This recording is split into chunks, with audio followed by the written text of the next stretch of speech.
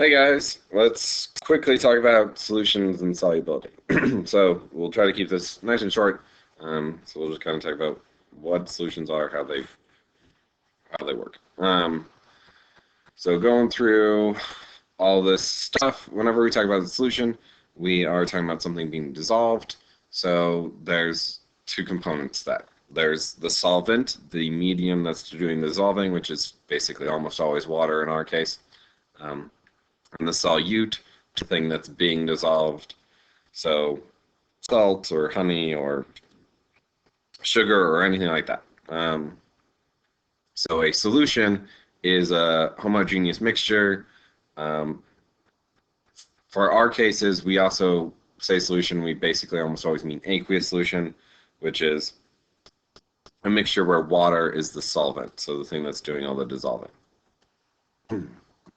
So, what happens when a solid dissolves? So, like if you've ever made tea or anything like that, and you put sugar in there, there's crystals, you stir it up, and they disappear. So, what actually is happening on the molecule level during that process? So, to talk about that, we need to kind of talk about water, since that's the solvent that's here. So, water's got a couple of properties, and we've talked about some of these before. It has a high specific heat. High heat of vaporization, so like it takes a lot of energy to heat it up, or a lot of energy to vaporize it, turn it into gas, and it has a high cohesion or like attractiveness to itself, especially for something of its mass. So water is actually pretty well held together, and that's because of the attraction it has built inside of it. So you have this bent angle in a water molecule, so basically 105 degrees or 104.5 between these two hydrogens. The OH bonds are covalent bonds here, so you have this share of electrons, but it is an unequal sharing of electrons. So oxygen is hogging those electrons. Hydrogen is sort of electron poor. And so what's happening is, because of that, this hydrogen side of the molecule has this slight positive charge, since the electrons are kind of avoiding this area. So that weird S symbol is kind of a way of saying partial charge. And then this oxygen side, since that's where the electrons are hanging out the most, has a slight negative, so a partial negative.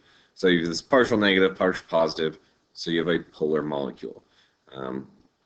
And it is polar because essentially the electrons are being, and I'll use green to kind of document this, the electrons are being pulled in this general direction, and they're kind of being clustered over here. So you can show this pull with this arrow. So the arrow points towards the negative direction, the electrons are being pulled. The other side, you put a cross to it to let everyone know that, hey, this is the more positive side of the whole thing. So you have this positive here, negative side here. Water, that's what makes water polar. You have this pull across it.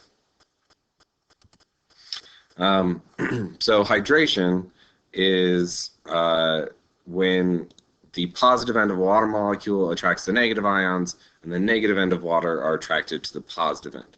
So this positive side, since it's positive, it wants to go find negatives. This negative side, negative, wants to go find positives. Opposite attracts. So what that's going to do is it's going to cause the salt to rip apart or fall apart in the water, which is what you see when it dissolves. It breaks up into its ions, and then those ions get attracted to the different parts of water. So here's the salt. So this is ammonium nitrate. Ammonium has a plus charge to it. Nitrate has a negative charge. So the water molecule in here splits it up. This positive ammonium is attracted to the negative oxygen, and this negative nitrate is attracted to the positive hydrogen side of water molecule. So this time we're looking at salt, same general idea. You have this ionic crystal, So this ionic compound, and the water molecule comes in, separates the two from each other. The negative side of the water molecule surrounds the sodium. The positive side of the water molecule surrounds the chlorine. And now these guys have a buffer. They can't get near each other long enough to really do anything because all these water molecules are getting in the way. So that's essentially what happens when something dissolves. So all these particles get separated by all these different water molecules the same way these two particles are. So solubility is how well something dissolves in that solvent. So since we, again, generally talk about water, solubility is how well something is going to dissolve in water. And some salts do that better than others. So you can see that like NaCl is more soluble than HeCl. This guy doesn't want to dissolve in water. This guy very much does.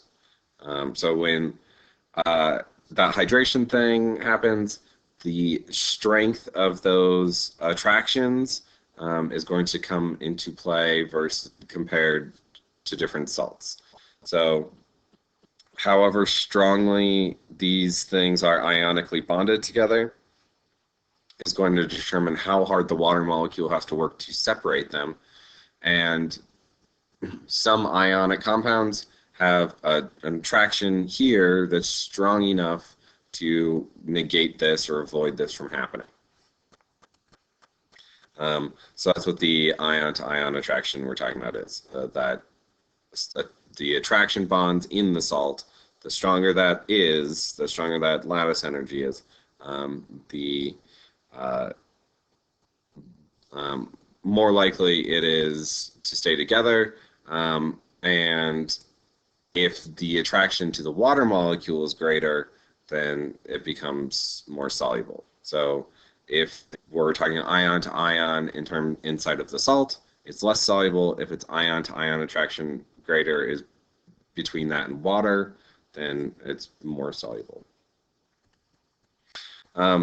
So water also dissolves some non-ionic substances. So these are substances that are also polar. Alcohol and sugars, they aren't ions. They don't break up into ions, but they have polar parts to them. So right here you can see this alcohol. So you have this polar here, this polar portion of the molecule. So you get this attraction that's built up between the positives on this side and the negatives on this side, and you have this attraction that causes something like alcohol to dissolve. Sugar has something similar to it, which is why it dissolves even though it doesn't break apart. So the general idea here is that like dissolves like. Polar molecules dissolve other polar molecules. Non-polar substances dissolve non-polar or non-ionic substances. So that next piece that we need to talk about really quickly is electrolytes. So you've probably heard of the word electrolytes in like Gatorade. They love to use it as a promotional thing in their ads. Oh, you need electrolytes to recharge and you need this. That is true. Your body does need electrolytes. You need salts to run your nervous system and your processes and a bunch of other stuff. So you do need electrolytes. How much you need them from Gatorade is questionable. But what an electrolyte actually is, it doesn't actually deal with, like, your body uses it this way, but it's not specific to biology. An electrolyte is any solution that conducts an electric current. Well, that's what your nervous system needs to do. So that's why you need electrolytes, because you need to be able to conduct electricity in your nervous system. So an electrolyte isn't necessarily a biology thing. It is just anything that needs to do some sort of electrical conduction. So solutions that are strongly electrolytic or strong electrolytes are things that completely deassociate or break up in water or in the solvent we're talking about. So soluble salts, Things like sodium chloride is a strong electrolyte, HCl, HBr, HNO3. Those are strong acids. They all deassociate completely. Strong bases, such as sodium hydroxide, or some of those higher, or potassium hydroxide, they deassociate completely as well. So type 1 and some of the type 2A metals, and then like soluble salts. So again, potassium chloride, sodium chloride, all of those completely break up. So you have a lot of ions floating around in that solution. Those ions can conduct electric currents. Pure water doesn't conduct electricity. Salt water does. Tap water has some salt in it, so tap water does conduct electricity. Not very much salt, but enough to do so. Pure water is non-conductive. Weak electrolytes are something that don't break up completely and only deassociate about 1%. So weak acids and bases fall into that category. Slightly soluble salts, so there's some salts that only sort of dissolve. Those are all weakly electrolytic. They still slightly conduct a current, but not very well. And then non-electrolytic or non-electrolyte solutions, that's something that dissolves but doesn't break up into any ions. So it won't conduct electricity. Pure water is non-electrolytic. Sugar water, non-electrolytic. Alcohols and starches, non-electrolytic. So you can make a alcohol solution if it's, so long as there's no ions in there, there's no salt, won't conduct anything. So there was this guy named Arrhenius. He kind of discovered this conductive process in the late 1890s. But this is essentially what we're looking at here. So if you have a solution with no ions, no salts, then there's nothing to conduct that electric current. There's nothing to pass electrons along. So the light bulb doesn't turn on. If it's weakly electrolytic, then there's a couple ions floating around, but not very many. So you get a weak electric current because you're only passing so many electrons at a time. So light bulb slightly lights up. And then here, something that completely deassociates, so a strong electrolytic solution. You have a lot more hands that are passing these electrons from one end to the other, so you get a brighter light bulb. Okay, so that brings us to precipitation. So if dissolving is getting a solid into the solution, well, you can get the solid out of the solution, so you can precipitate it out. So precipitate is when an insoluble solid forms inside of a solution. So if you are forming a solid inside of a solution, most likely there's a chemical reaction causing that, and that's going to happen when two solutions are mixed together. The components in those two solutions meet up and they form a new compound that is more attracted to each other than to the water molecules, and they clump up and fall out of the solution. So you end up getting a powder or cloudiness in the solution, so then you can filter that in order to isolate that powder from the solution. In order to determine what will precipitate out, you need to know solubility rules. So you need to know what things met up in that solution and came out, because odds are if you have two solutions mixing together, you have a positive and negative ion in one solution and a positive and negative ion in the other solution. So that's 4 ions for you to play around with, and you need to figure out like what combination of those is coming out. So that brings us to the solubility rules. So this is definitely not all of them. This is a shorthand of the things that like you tend to deal with the most in a chem laboratory. The ones worth pointing out, and let me get a highlighter here. That was not the greatest line. So nitrates. We use a ton of nitrates in class. And you notice solubility, they are soluble and there are no exceptions to that. anything that uses nitrate, any compound that has NO3 in it, automatically soluble, which is a really good one to know. So another thing that we use a lot of is we use a lot of sodium compounds. We use a lot of potassium compounds. So these guys are also completely soluble. Any compound that has Na in it, any compound that has K in it, both are always going to be soluble in water. We don't use it as much, but ammonium ion is, so NH4, also always soluble. So these four are always really good to remember because there's no exceptions. You know that those compounds are soluble automatically. So I would definitely say remember those ones. The next one does have some exceptions, but we use so many of them, it's good to know. So chlorides. Chlorides are all soluble with 3 exceptions: silver chloride, lead chloride, and mercury chloride. Here's the thing, we can't use mercury in a high school. So you're never going to see mercury chloride. So like, it's good to know as far as a question goes, but you're never going to experience it in the lab. So in lab, the ones that you'll actually see come out of solution occasionally is Ag+, so AgCl and PbCl2. So lead chloride and silver chloride. So those ones, again, you'll see from time to time. So yeah, you'll definitely see this guy happen at some point. You'll definitely see this guy happen at some point. They just are.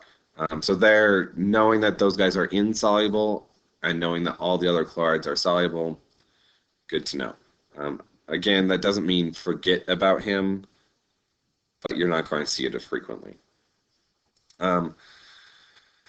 If you are feeling in the mood to just memorize a bunch of random things, we use a lot of sulfates, so knowing the sulfates, but it has 6 exceptions to it, and then there's also some like partially soluble things that go along there, so not super easy to remember.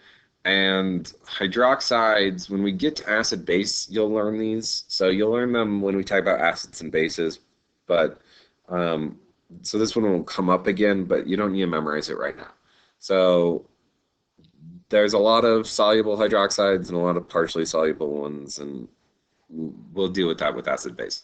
So these yellow ones, these 5 yellow ones, are the ones that you guys really should know, and I will kind of expect that you know them. So solubility rules are really nice when you're writing out reactions, but again, it's never 100%, and they're good shorthands. So very few things are 100% soluble or 100% insoluble. There's definitely lots of gray areas where things are slightly soluble here and there. AP will talk about a lot of like slightly what makes something slightly soluble. That's what our whole KSP unit is about. So in the AP class, that's what we deal with. Honors kiddos, you're also probably watching this video, so you guys don't need to worry about that so much. You just need to know if it's soluble or not. So